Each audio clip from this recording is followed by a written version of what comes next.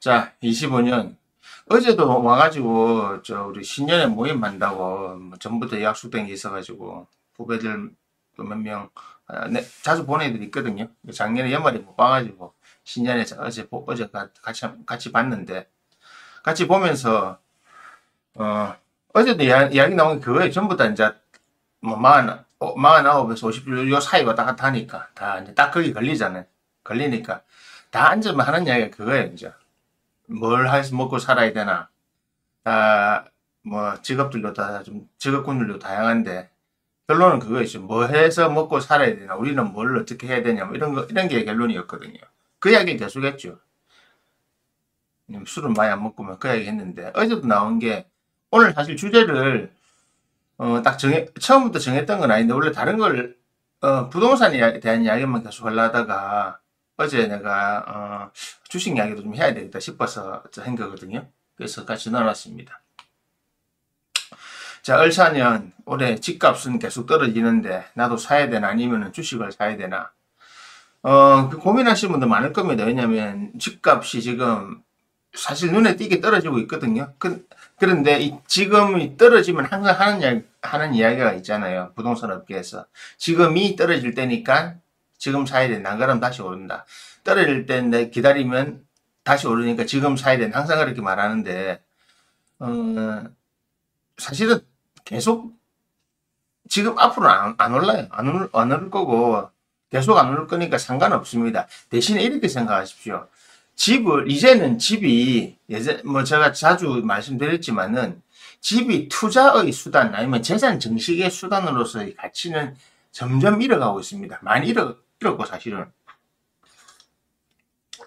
집이라고 하는 것은 이제는 거주의 개념으로 접근하시고 내가 얼마만큼 여기서 다른 활동을 하기 위해서 편안하게 지낼 수 있나의 개념으로 접근을 하셔야지 집을 하나의 투자의 개념, 집을 하나의 소유의 개념, 특히 토주 소유한 다음에 투자를 하려고 하는 개념을 많이 갖고 계신데 그렇게 하면 안 좋은 이유가 딱 정확하게 드러납니다. 왜냐하면 이제는 투자 가치가 점점 내려가면 내려가지 올라갈 방법이 없습니다. 자, 부동산이라고 하는 것이 가치가 올라가는 이유. 그리고 사실은 우리나라는 1970년대부터 부동산 가치가 계속 올라가고 있어요. 지금도 올라갈 거라 생각하는데, 70년, 80년, 90년대까지는 부동산을 해놓으면 올라가는 게 맞았어요. 그러니까 우리가 꼬마 빌딩이라고 하죠. 한 4, 5층짜리. 그런 것만 갖고 있어 돈 먹고 사는 거 지장이 없다고 했는데, 지금은 안 그렇거든요. 왜냐하면, 부동산이라고 하는 것은 그것이 어떤 투자의 대상이 되려고 하면 부동산에 내가 가지고 소유하고 있는 건물 그리고 소유하고 있는 아파트에 수요가 계속 끊임없이 있어야 됩니다. 그래서 예전에는 전세라는 개념으로 꾸준히 있었고 경제가 활성화되면서 사람들이 하는 일이 많아지고 일거리가 많아지다 보니까 어떻게 됩니까? 사무실도 얻어야 되고 공장 부지도 얻어야 되고 그리고 또 사무실 확장되면 거기 일하는 사람도 늘어나니까 그 근처에 모여서 일을 해야 되는 사람도 생기니까 또 주거 환경이 늘어나고 이렇게 했었는데 이미 대한민국은 그 정점을 찍은 지가 벌써 몇 년 됐어요. 그죠? 사실은 2000년, 10년 이부터 해가지고 이미 이제 그 곡선은 이렇게 내려오기 시작합니다. 여러 가지 경제 지표로 나오지만 가장 간단한 건 인구가 줄고 이제 대한민국이 가지고 있는 경쟁력 자체가 줄어드는 거죠. 그러다가 이제 코로나 이후로 직격탄을 맞은 상태에서 지금은 아직까지 옛날 생각으로 아파트를 꼭 사서 내가 그 집에서 뭘 해야 되겠다. 아니면 내가 집 하나를 꼭 마련해야 되겠다는 강박관념을 가지고 있거든요. 대한민국 사람들이 많이 가지고 있는 그 강박관념이잖아요. 그 강박관념 때문에 자꾸 너도 나도 부동산을 살려고 하는데 그 강박관념에서 조금 벗어나십시오. 그러니까 대부분 이런 거는 사람이 태어나서 집 한 채는 가져야 되겠나? 아니요. 사람이 태어나서 꼭 집 한 채를 가져야 하는 이유는 없습니다. 그거는 너무 통상적으로 그렇게 생각하는 것일 뿐이지 집 한 채를 꼭 가져야 하는 건 아닙니다. 그죠?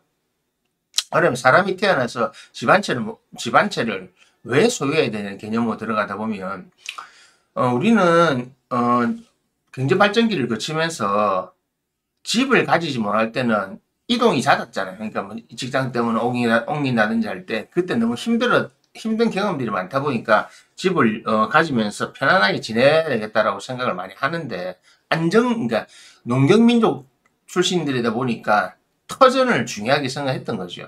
근데 실제로 지금은 안 그렇잖아요. 지금은 농경민족의 사고방식으로 살면 안 되잖아요. 대한민국은 농경사회, 이미 우리는 식량도 작업사정 못하고요. 우리 농사 짓는 사람 적어요. 우리 대한민국은 농경사회에서 그냥 무역으로 먹고 사는 옛날에 해상교육, 사실 우리가 해상교육 국가로 변했잖아요. 삼면의 바다고 여기서 늘 수출 수입을 통해서 먹고 사는 나라입니다. 그런데 우리의 마인드는 집을 꼭 가져야 된다는 농경민족 마인드를 가지고 있다고요. 그러니까 여기서 벗어나셔요.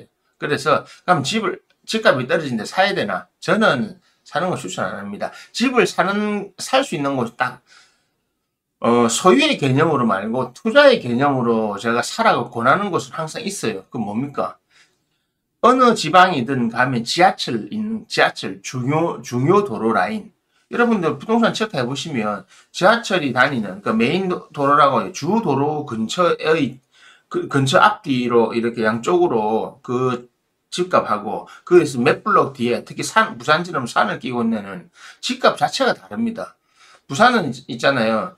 제가 사는 이 동래구에서 건너가면 사상구, 사하구 가잖아요.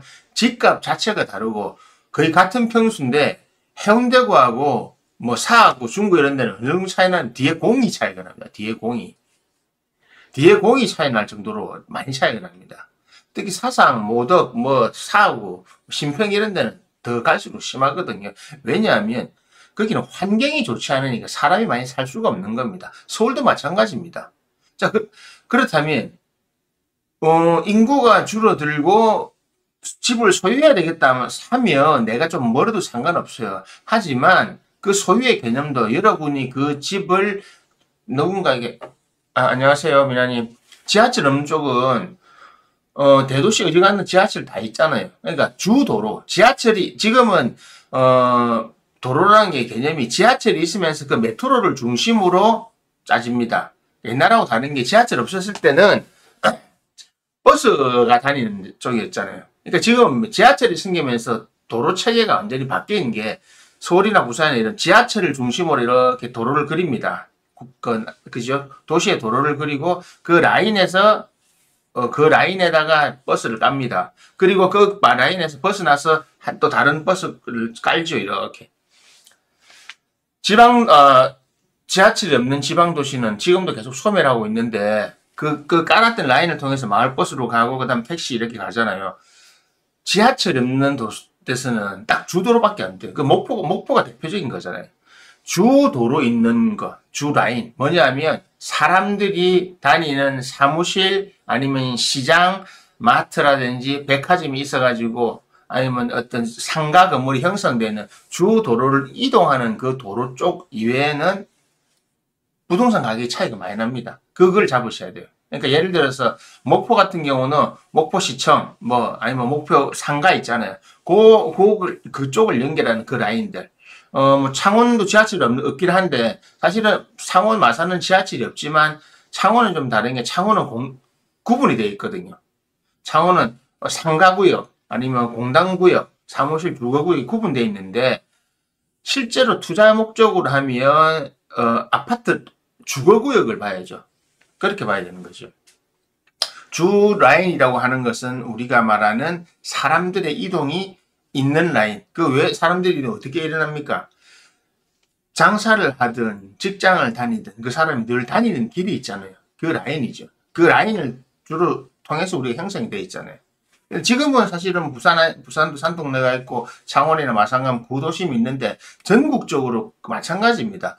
오래된 구도심 옛날 집들이 있고 그리고 이제 자동차가 진입이 불편한 동네라든지 그런 곳들은 전부 다 급격히 부동산이 떨어지고 있어요. 소유를 잘 하지도 않죠. 왜냐하면 지금은 집은 없어도 차를 살려고 하는 사람들이 많다 보니까 차를 주차하고 차로 다닐 수 있는 그런 환경이 있는 곳이 주 메인이 되는 거거든요.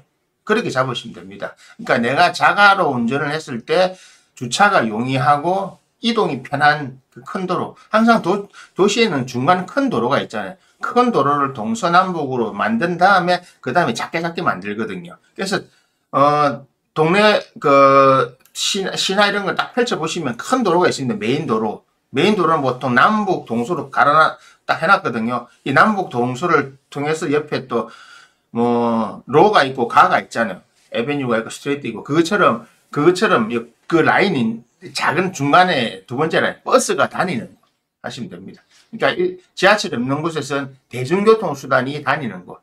그리고 대중교통 수단의 목적이 있는 곳이죠. 어디서부터 어디까지. 그 라인에만 투자가 가능합니다. 왜냐면 그거 아니면 사람이 안 살거든요. 지금도 나주 혁신도시잖아요. 나주 같은 데는 사람이 없잖아요. 사람이 없으니까 건물 같은 경우 오피스동 그냥 무슨 센터 사학금융인가 그 센터 근처에다가 오피스동을 지나고 주상복합을 지났는데 거기 입주율 50% 넘는 아무데도 없습니다. 나주 전체에서 입주율이 50%가 넘는 오피스텔이나 원룸이 없단 말입니다. 그러니까 없다 보니까 어떻게 됩니까? 관리비 내는 거 계속 밀리죠.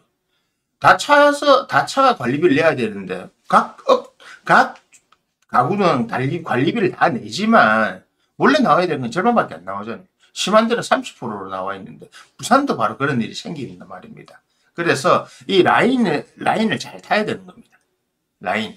그리고 도시는 100만 명 밑으로 내려가게 되면 100만 명 밑으로 내려가게 되면 도시 기능이 줄어들어요. 특히 50만 명 밑에 도시들 있잖아요. 그럼 일단 하나하나 소멸이 되기 시작하니 벌써 마트 사라지기 시작하고 또 병원, 주유소 이런 것들 점점 사라지거든요. 그건 이미 공식화 되어 있어요. 뭐가 사라지고 하는 게. 특히 병원이 먼저 사라지죠. 병원은 기본적으로 병원을 오픈했을 때 그 오픈한 병원이 유지가 돼야 되는데 그게 안 되는 데가 많거든요. 부산도 보면 예전과 다르게 동네 의원이 사라졌고요. 부산도 병원이 어디 가냐면 수영 로타리, 연산 로타리, 서면 로타리, 해운대 센텀시티 앞 이런 데 병원이 다 몰려 있어요. 가보면 지금 우리 저 집 앞에 여기도 다 병원이 꽉 들어서 있어요. 그런데 조금만 더 올라가잖아요. 그럼 여기서 사직역 가는 중간쯤에 있는 병원이 있어요. 작은 병원들. 손님이 없어요. 왜냐? 사람이 안 가거든요. 웃기죠? 왜 병원을 가려고 하면 대중교통수단을 이용하려고 하니까. 그러니까 자기 집 앞에 있는 것보다 자기 집에서 좀 걷더라도 지하철이나 대중교통수단이 있는 쪽으로 가는 거예요. 왜냐하면 병원 갔다가 다른 볼일도 같이 봐야 되니까.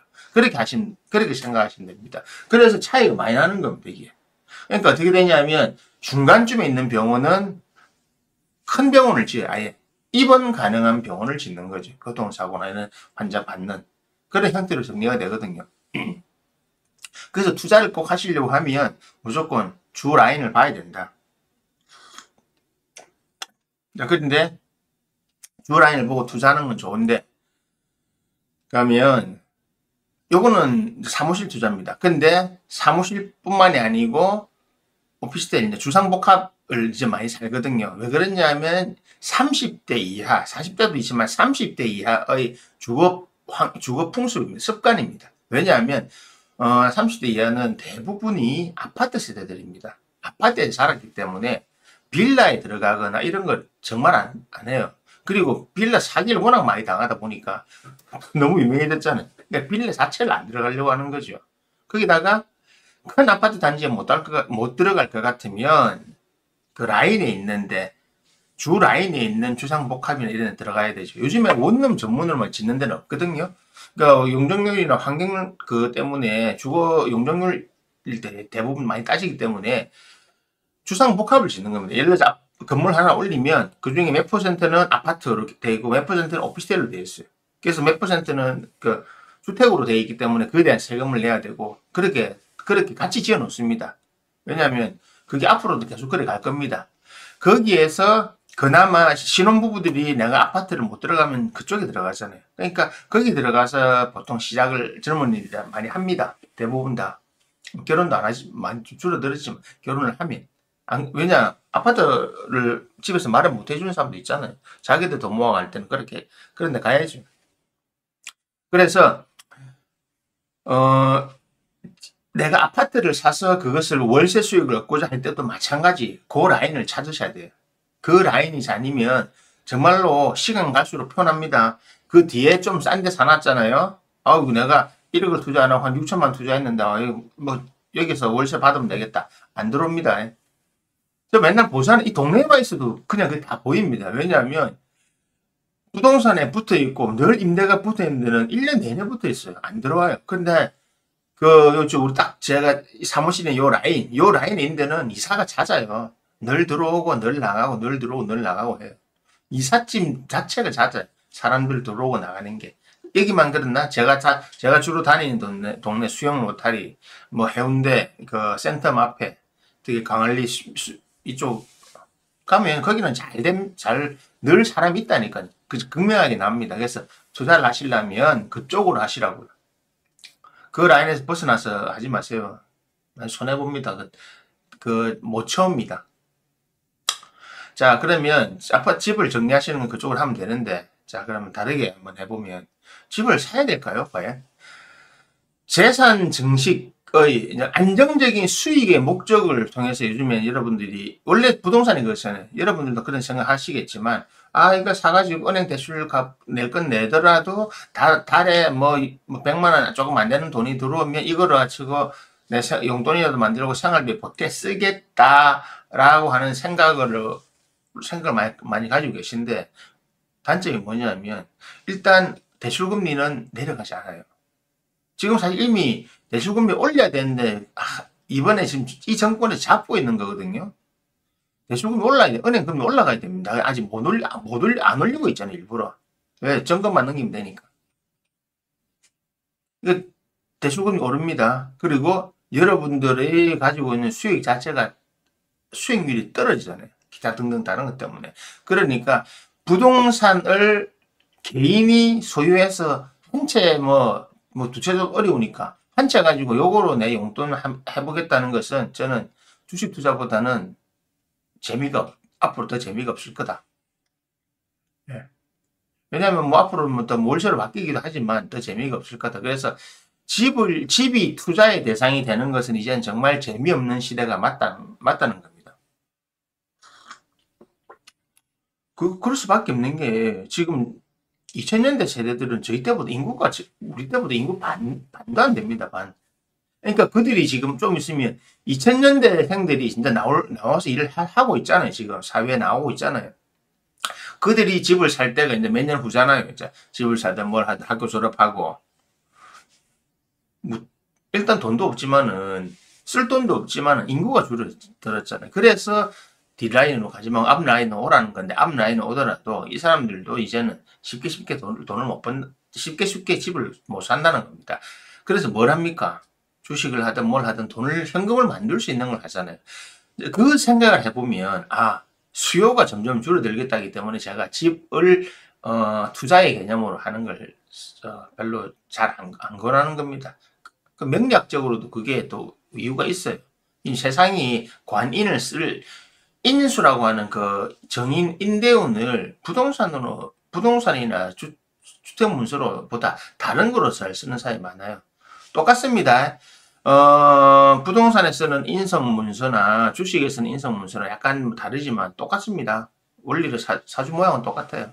네. 그래서 이제는 부동산보다는 주식 쪽으로 하라고 하는 겁니다. 근데 주식은 뭡니까? 투자 잘해야 되죠. 그죠? 한국에서 이게 주식은 기본적으로 사고 팔고를 잘해야 되는데 기본적으로 이제는 안 되는 주식은 이미 나와 있잖아요.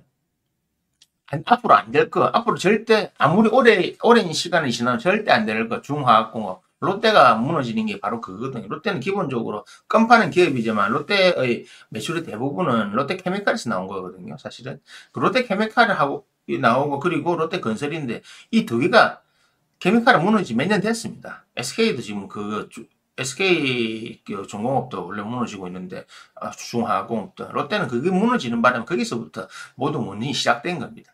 그러면서 롯데건설 타격받고, 그러다가 사드 때문에 유통 타격받고, 그러니까 본인들이 잘하는 3대가 다 무너졌잖아요. 깨졌잖아요. 그래서 그런 거거든요. 그것처럼 이제는 우리가 투자해야 될 주식이 뻔해요.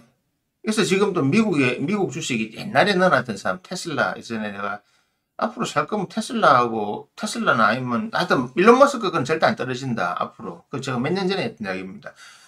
떨어지고, 그리고 AI, 앞으로. AI하고 로봇 관련 주는 사나라. 그리고 그것을 쓰는 소프트웨어 관련 주들, 그게 더 잘 될 거다. 그래서 어제 아래, 일본에 있을 때 그거 했잖아요. 트럼프가 3명 불렀잖아요. 오라클 회장, 그리고 샘 알트만 AI, 그리고 소프트뱅크의 손정희, 소프트뱅크 맞나? 마샤 둘 친하잖아요. 이 3명 불러갖고 5년 동안 7천억 달러인가 뭐 몇십조, 몇백조가 들어가는 거 하기로 했잖아요. 그게 뭐냐면 그거 중요한 겁니다. 그게 거의 의료 개혁에 가까운 겁니다. 왜냐하면 딱 특정 질병을 딱 정해놓고 하는 거거든요. 캔서 암을 딱 찍어놓고 했어요. 암을 찍어놓고 하고, 이제는 그 AI 시스템을 이미 사실은 지금도 하고 있어요. 그동안 많이 축적해놨어요. 이것을 전 미국, 양자컴은 아직 멀었어요. 양자컴은 안 되는 이유가 있습니다. 그건 다음번에 설명 한번 해드릴게요. 양자컴은 할 수가 없어요, 아직은. 그거는 이론이 문제가 아니고, 양자컴이 해결되는 거는 다른 게 있어야 됩니다. 그걸 나중에 말씀드릴게요. 지금 암이라고 딱 정해놓고 들어가잖아요. 암에 대한 모든, 그러니까 우리가 걸릴 수 있는 그 암에 대한 모든 것들을, 전부 다 양자 컴퓨터, AI로 진료하고, 여기서 정확하게 진료를 해서 거기에 대한 청구하고 기타 등등 하겠다는 거죠. 그러면 미국 자체 의료의 기술이나 여러 가지 시스템이 싹 다 바뀝니다. 사실은 저기에 안 나온 기업이 있는데, 팔란티어거든요. 사실은, 항상 이 팔란티어라는 기업은 절대 표는 안 나요. 안 나는데 걔들이 다 해요. 왜냐하면 저걸 쓰는 소프트웨어를 걔들이 갖고 있거든요. 지금도 미국에서는 많이 쓰고 있어요. 그런 거. 그런 팔란티어라는 그룹이 그런 주가는 계속 올라가거든요. 그러니까 그런 것들을 하는 이 네트워크를 만들고 그 안에서 실제적으로 우리가 쓰는 소프트웨어, 앱 같은 소프트웨어는 팔란티어들이 대부분, 그 기업이 대부분 만듭니다. 그래서 이런 회사들은 절대 안 떨어져, 앞으로. 지금 5년 동안 암에 대한 모든 AI 시스템을 만들겠다는 거거든요. 그 다음에 우리가 말하는 성인병 나오자. 하나가 만들어지면 그 다음부터는 5년이 안 걸립니다. 그걸 갖고 바꾸기만 하면 되잖아요. 그리고, 그죠? 그러니까 이미 이거는 AI에서 혈액 분석만 가지고 이 사람은 무슨 암이다라는 걸 찾아내고 있는 지금 기술이 와 있어요. 그건 이미 몇 년 전에 나왔었어요. 그러니까 지금은 AI로 미국에 나온 자료들을, 연구 자료들을 보면 AI로 암 진단을 했을 때가 지금의 사람이 하는 것보다 훨씬 적중률이 더 높아요. 그러니까 요 하나만 하면 딱 끝나거든요. 그러면 다음에 다른 거로 넘어가는 거죠. 그리고 여기서 왜 암만 먼저 했냐면, 이거는 내적 데이터가 쌓이잖아요. 그죠? 사람의 내과에 형성되는 거니까. 그 다음에 이걸 가지고 이제 뭐 합니까? 로봇만 빨리 만들어지면 수술이 진행돼. 그러니까 내과, 외과 이런 것들이 다 나오는 거죠. 그래서 내과, 외과 같은 것들을 전부 다 그런 AI나 이런 거 다 바꾸겠다는 거예요. 그러니까 의료 시스템 바뀌죠. 자동차 시스템 바뀌죠. 여러분의 삶이 바뀌는 겁니다. 여러분들의 삶이 지금을 생각하는 삶의 모습이 계속 몇십 년 가는 게 아니라고요. 그 정점을 찍는 때가 2035년이라고요. 이번에 이것도 마찬가지잖아요. 트럼프가 자기 임기 내에 다 끝내겠다 했잖아요.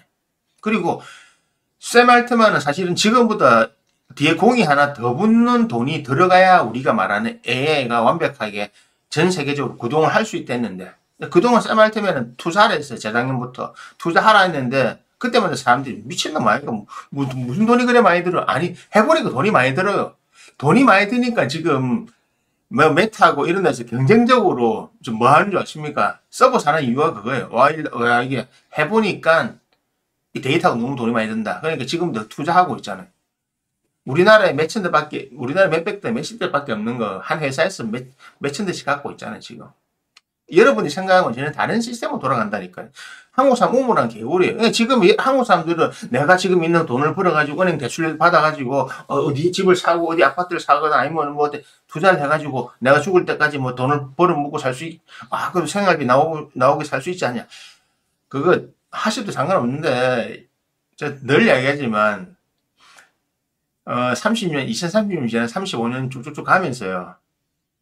다 땅 치고 후회합니다. 왜냐하면 여러분들이 생각하는 그런 시스템이 전 세계의 경제 정치 시스템이 바뀐다니까요. 완전 바뀝니다. 완전 다른 걸로 갑니다. 그래서 저는 주식으로 사라고 하는 이유가 바로 그겁니다.